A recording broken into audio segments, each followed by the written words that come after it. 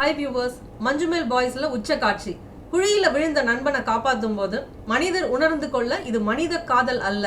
அந்த பாடல் ஒலிச்ச போது தியேட்டரே ஆர்ப்பரித்தது. அதே மாதிரி தான் அந்த 96 படத்துல யமுனை ஆற்றிலே ஈர காற்றிலே அந்த பாட்டு ஒலிக்கும் போது நம்மெல்லாம் அப்படியே ஒரு டைம் மிஷின்ல ஏறி அந்த பழைய நினைவுகள் என்ற பள்ளத்தாக்குல விழுந்து அந்த நினைவுகளை அசைப்போட ஆரம்பிச்சிட்டோம். கூலி பட டீசர் ஆகட்டும், இல்ல அந்த கைதி படத்துல அந்த வில்லன் அந்த நடந்து வரும்போது ஆசை அதிகம் வச்சு அந்த பீட்ல எல்லாரும் வைபானதாக இருக்கட்டும். சொல்ல போனா லோகேஷ் கனகராஜ் அடுத்த படத்துல எந்த பழைய பாட்டை பயன்படுத்த போறாரு அப்படின்னு ஒரு ட்ரெண்ட், ஒரு எதிர்பார்ப்பே வந்திருக்கு. அப்போ என்னுடைய அறிவு படைப்பான இந்த இசை தற்காலத்திலயும் உங்களுக்கு தேவைப்படுது. அப்ப அதுக்கான உரிமைக்கான தொகையும் என்கிட்ட கொடுத்தா என்ன அப்படின்னு ராஜா சாருடைய ரசிகர்களோட குரல் ஒரு பக்கம்.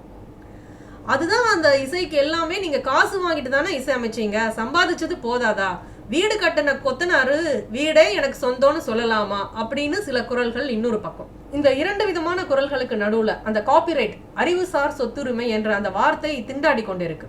ஏன்னா இந்தியாவில் இன்டெலெக்சுவல் ப்ராப்பர்ட்டி ரைட்ஸை பத்தி ஒரு சரியான புரிதல் இல்லை. அதனை ஒட்டின ஒரு பதிவு தான் இது. பண்டைய நடைமுறை என்னன்னா, ஒரு இசையமைப்பாளர் ஒரு இசையை கிரியேட் பண்ணும்போது அந்த இசைக்கான உரிமை அந்த தயாரிப்பாளர் கிட்ட தான் ரொம்ப காலமா இருந்தது. அப்புறம் இந்த காப்புரிமை சட்டம் 2012ல மாற்றி அமைக்கப்பட்டது. ஏன் மாற்றி அமைக்கப்பட்டதுன்னா, உலக அறிவுசார் சொத்துரிமை சட்டத்துக்கு எதிராக இந்த நடைமுறை இருக்கு, ஒரு தயாரிப்பாளர் கிட்ட மட்டும் அந்த காப்புரிமை இருக்கக்கூடாதுன்னு கோரிக்கைகள் நிறைய எழுந்ததால 2012ல இந்த சட்டம் எப்படி மாற்றி அமைக்கப்பட்டதுன்னா, பாடலாசிரியர், இசையமைப்பாளர், தயாரிப்பாளர் 3 பேருக்குமே அதுல உரிமை இருக்கு அப்படின்ற லெவல்ல இந்த சட்டத்தை மாற்றி அமைச்சாங்க.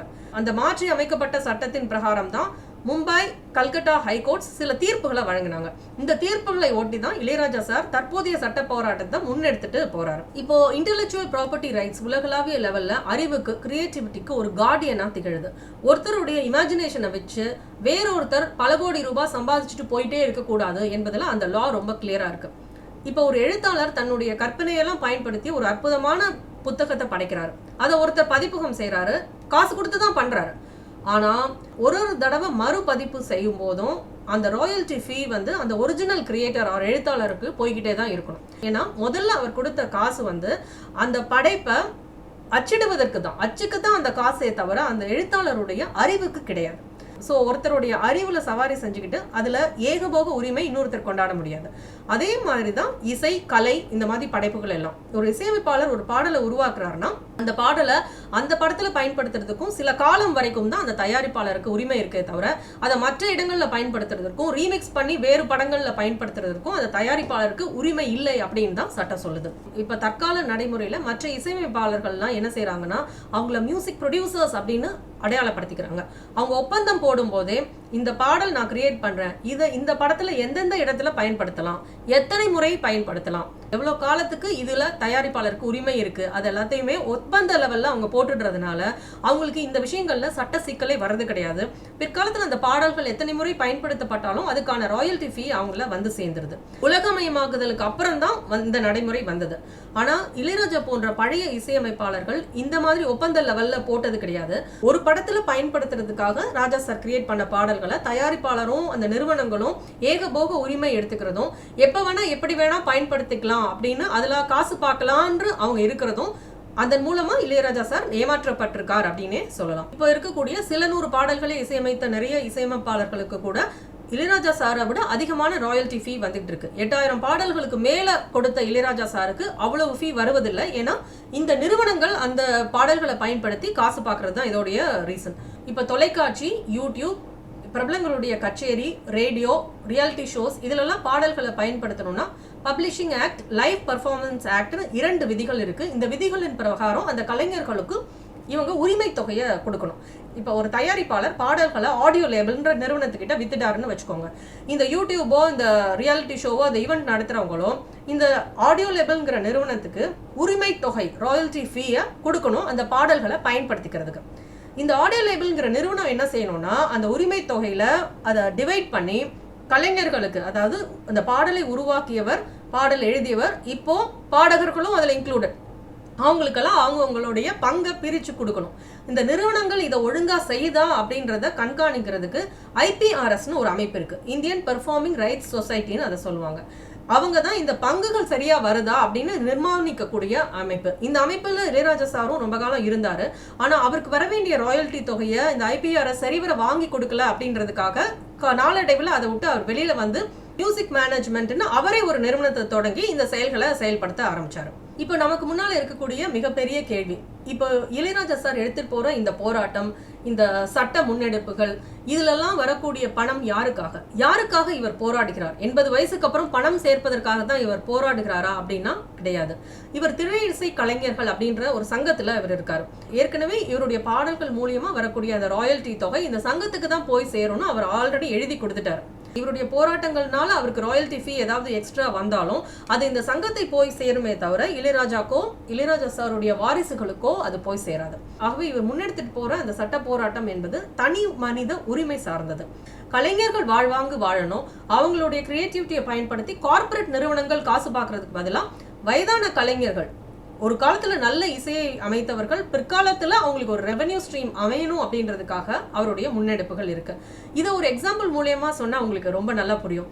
எல்லாருக்கும் தெரிஞ்ச ஒரு காமனான டியூனை நம்ம எடுத்துக்கலாம். Happy birthday to you. இந்த பாட்டு எல்லாருக்குமே தெரிஞ்சிருக்கும். எல்லா பர்த்டே பார்ட்டிஸ்லயும் நம்ம இதை தான் பாடுறோம். இந்த சாதாரண டியூனுக்கு வார்னர் மியூசிக் அப்படின்னு ஒரு நிறுவனம் ரொம்ப காலம் காப்புரிமையை வச்சிருந்தாங்க. அதாவது இந்த டியூனை யாராவது கமர்ஷியல் பர்பஸா பயன்படுத்தினாங்கன்னா அந்த நிறுவனத்துக்கு $1500 ராயல்டி ஃபீயா அவங்க கொடுக்கணும் அப்படின்ற ஒரு நடைமுறை இருந்தது. ஜெனிஃபர் நெல்சன் என்பவர் வந்து ஒரு ஆவணப்படம் எடுக்க முற்பட்டாரு. அந்த ஆவணப்படத்துல இந்த ஹாப்பி பர்த்டே டு யூ டியூனை பயன்படுத்தணும்னு நினைச்சாரு. அப்போதான் அவருக்கு தெரிய வந்தது இந்த வார்னர் மியூசிக் கிட்ட இருந்து ரைட்ஸை வாங்கணும் அப்படின்னு.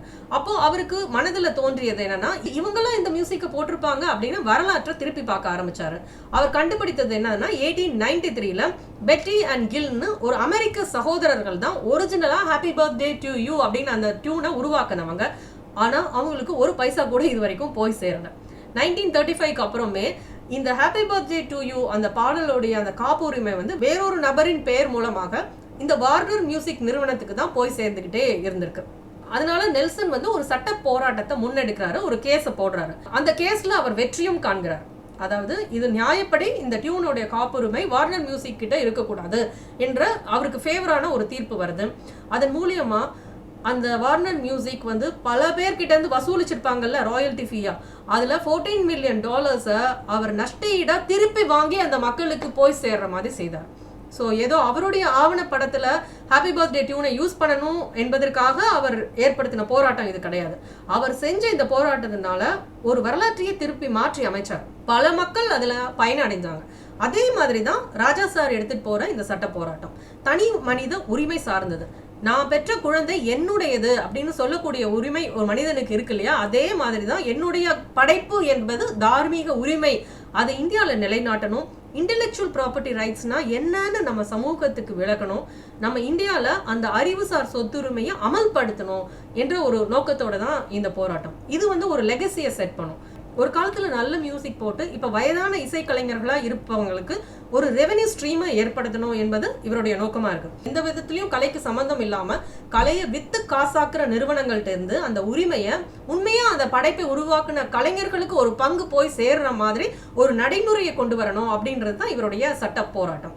இந்த நடைமுறை இவர் ஏற்படுத்தினார்னா இது வருங்காலத்துக்கும் இந்த தீர்ப்பு வந்து ஒரு முன்மாதிரியா அமையும். அவரை நம்ம ஒரு எம்பரர் ஆஃப் மியூசிக் அப்படின்னு நம்ம கொண்டாடுறோம். இசையின் ராஜாவா இருக்கக்கூடிய அவர் நல்ல இசையை மட்டும் கொடுக்கணும்னு நினைக்கல, கூட இருக்கக்கூடிய கலைஞர்களுக்கு பயனடையணும், வருங்கால இசை கலைஞர்களுக்கும் ஒரு ராஜ பாதையை போட்டு கொடுக்கணும்னு நினைக்கிறாரு, ஒரு லெகசியை வச்சுட்டு போகணும்னு நினைக்கிறாரு. நன்றி, வணக்கம்.